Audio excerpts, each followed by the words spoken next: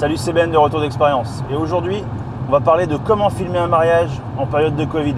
C'est parti.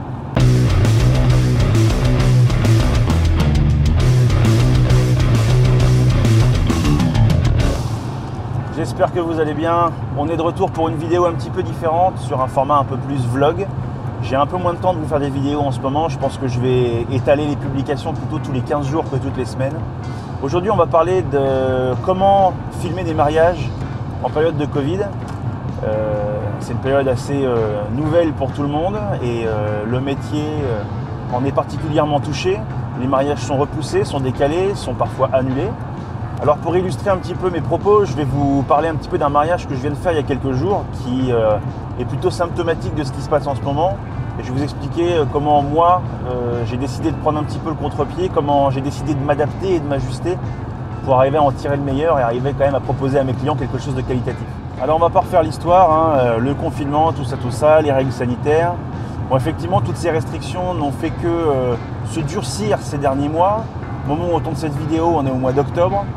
Les choses se sont pas mal durcies, surtout ces dernières semaines avec cette deuxième vague d'épidémie. On est mi-octobre. Jusqu'à présent, les mariages étaient autorisés, mais limités au niveau du nombre de personnes. On est passé de pas de limite à 50. On est passé il y a une petite quinzaine de jours de 50 à 30, prestataires inclus, ce qui rend les choses évidemment beaucoup plus difficiles. Le mariage que moi j'ai fait il y a quelques jours, on a dû passer d'une immense salle avec de belles poutres, une hauteur sous plafond de malade, un lieu magnifique, un restaurant, alors que c'était très sympa aussi, mais c'est quand même pas la même ambiance. On passe de 120 personnes plus prestataires à on était entre 23 au restaurant à 30 au vin d'honneur, prestataires inclus. Je me permets d'interrompre ma propre vidéo parce qu'alors que je suis en train de la monter, les restrictions et les recommandations du gouvernement viennent de changer et les mariages sont interdits pour une durée de 6 semaines, ce qui change encore la donne. Je vous laisse avec moi-même pour continuer cette vidéo. Évidemment, la mairie qui impose aussi ses conditions et c'est normal. Bon là, on a eu la chance d'avoir la salle de fête municipale, ce qui fait qu'on a pu être 20. Mais il faut quand même se dire que 20, c'est quand même pas beaucoup dans une mairie où d'habitude on peut être jusqu'à peut-être 70 en fonction de la mairie. Donc on était sur un mariage avec pas de cérémonie religieuse, ça c'était prévu dès le départ. Mais du coup, dans un restaurant, pas de soirée dansante. Un vin d'honneur aussi limité en nombre et en intérieur, donc forcément tout de suite c'est beaucoup plus compliqué.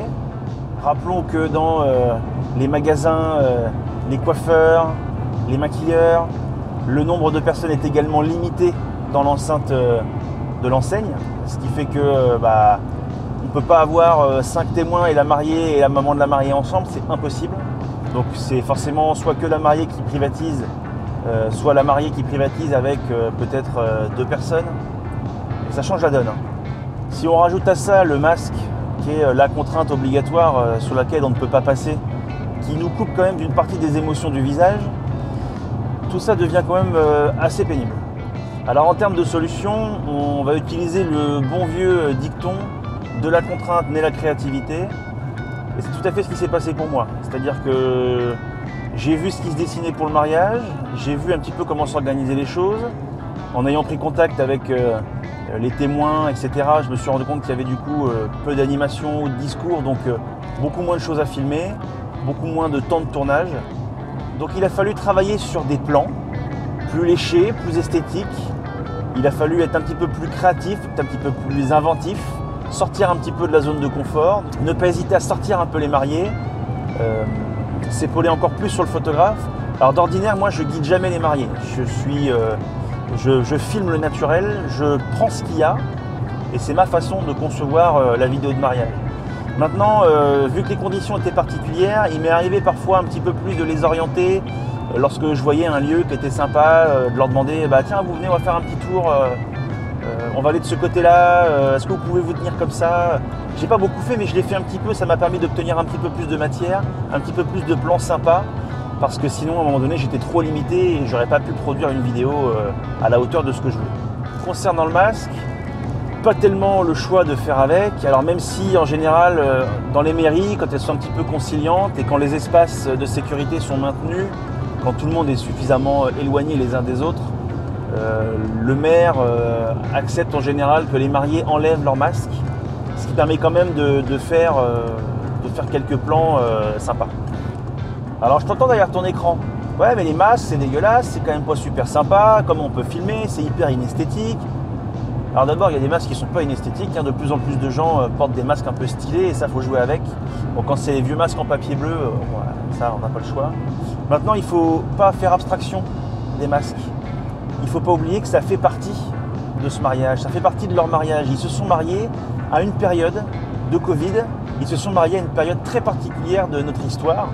Et même s'il ne faut pas mettre ça en avant, il ne faut pas faire comme si ça n'existait pas. Et du coup, il ne faut pas tourner des plans, il ne faut pas chercher à tourner des plans où les masques et le Covid n'apparaissent pas. Ça fait aussi partie de cette époque-là, ça fait partie de cet environnement-là, il va falloir faire avec. Et moi, je pars du principe qu'il faut aussi l'intégrer de la façon la plus harmonieuse et esthétique possible, mais il faut l'intégrer dans le mariage. Ensuite, le décalage de la période fait qu'on passe d'un mariage qui devait avoir lieu en mai ou en juin à un mariage qui a lieu en octobre. Alors qu'est-ce que ça signifie? La météo est quand même pas la même. On n'a pas un soleil qui se couche aussi tard, on n'a d'ailleurs pas de soleil. Non, j'exagère un peu. Mais du coup, les couleurs vont être différentes, la météo va être plus changeante, les conditions météo, notamment la pluie, vont nous rendre la tâche un peu plus compliquée. Mais c'est comme ça, c'est un mariage d'automne. Et c'est aussi ça qu'il faut faire apparaître. Le Covid a fait qu'ils se sont mariés à un moment différent de leur vie, de leur histoire et de l'année. Donc il faut le faire apparaître. Le mariage, c'est ça. Ce qui fait que quand il y a un petit coup de pluie, ça ne me gêne pas d'en mettre un petit peu. Alors je mets pas que ça, mais je mets un petit rappel. Parce que eux, quand ils vont regarder la vidéo dans 5 ans, dans 10 ans, ils se diront « Ah ouais, tu te souviens, c'était en automne. Ah, la pluie, c'était chiant, mais on a quand même passé un bon moment. » Et ça, c'est important de le maintenir. Une fois qu'on a fini de tourner, il y a le dérush. Pour vous donner un chiffre, d'ordinaire, je tourne autour de 200 à 250 gigas de données brutes. Là, le dernier mariage que j'ai fait, je suis à 91 gigas, ce qui est 2 fois et demi moins que d'habitude.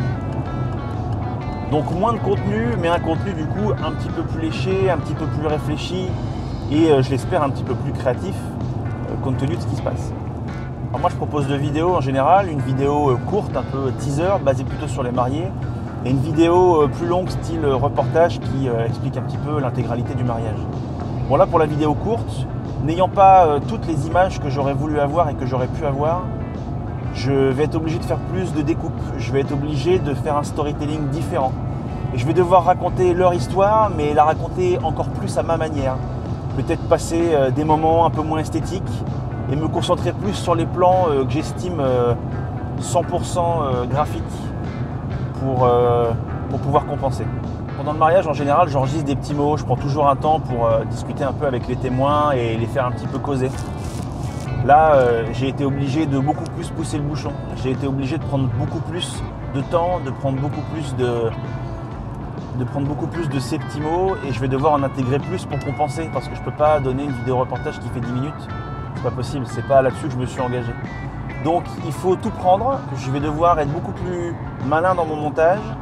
Déjà au tournage, il a fallu beaucoup plus réfléchir à ce que j'allais mettre dans mon montage. Donc il ne faut pas hésiter à filmer tout ce que vous pouvez filmer, à en prendre le maximum pour pouvoir être efficace. Et tout ce qui est bon à prendre, il faut le prendre. Voilà, j'espère que cette vidéo vous aura été utile à vous les petits filmmakers indépendants qui font du mariage. N'hésitez pas à mettre un petit commentaire, à me raconter un peu aussi ce que vous avez vécu. N'hésitez pas à vous abonner. Hein. La cloche, moi je m'en fous. Je vous dis à la prochaine. C'était Ben de Retour d'Expérience. Portez-vous bien. Salut.